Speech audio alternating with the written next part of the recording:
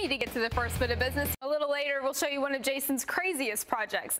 We've got a lot packed into the next half hour. Today is no different, except we're going to take a look at two auctions we featured last week and see how they did. We've been to lots of places to bring you stories from Copart customers, and all you visited more than a dozen states with us. Well, Calvin, the GT storylines so far in 2010 have really written themselves. There are more cars, more teams, and more manufacturers. Right now, because we just need to get through the first couple of laps early, first and foremost, we have to survive this race. In addition to the services offered trackside at each venue, what you might not realize is that teams also have the opportunity to use the services here at Forza Motorsport North America. George Burmeister comes into the 2010 season following that incident in York after Laguna. The Yokohama Tire Company looks towards the environmental aspect of motorsports in every area of their global greening initiative, and that includes racing up a mountain. The team sets its sights to 14,000 feet above sea level to the majestic view and a true test of environmental technology. Take a look at this. A friend of Mike and Laura's bought this BMW from Copart. It had been kissed in the nose, giving Mike and Laura plenty to work on. Well, look at that rebuild. This car has not only been raced and won, but it also won a place in the 2006 Chicago Auto Show. I was talking to John Field on the grid prior to the start of the race, and he said his plan was to be aggressive, but he also said that as soon as there's a caution, they're going to come in, put Clint behind the wheel of the car, because John, in addition to starting the race, he also wants to finish this one anyway. For weeks now, we've shown you Copart auctions as people from across the country and across the globe have taken home great buys. Patrick Long, you told me after qualifying you weren't pleased with your result. You've got to be happier with the race.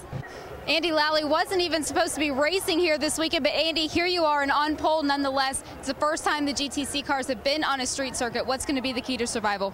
On the coast of South Carolina, we visited a man who can see both ways, depending on whether the vehicle will be driving on roads or on trails. Jen Magnussen, Johnny O'Connell clinching the GT1 championship, 8th win of the season, but this is your final Petit Le Mans GT1. Is it a little bittersweet? Risi Competizioni's Jamie Malo was able to set a new track record on the way to that pole position, Jamie, by over half a second. You captured it. Simon Pagenaud, fantastic stint for you. It's been such a team effort this weekend. How did all of the pieces come together when you weren't the favorite to win? If you don't have time to check out our Waiting Around the World auctions in the next couple of days, we understand, and we have a couple more that might fit your schedule. Simon has pulled it to a stop. Robin Hill calling the shots. That's who you're hearing on the radio, team manager. He's going to put in 12 seconds of fuel. Jamie. There certainly is a lot of excitement. Crew members making their way down. Johnny Cocker getting the helmet off right now. Johnny Cocker, you made that pass right at the end of the final lap of the race. How hard were you pushing out there? You used the word kids when you refer to all of your co-drivers. How much push are they putting behind you?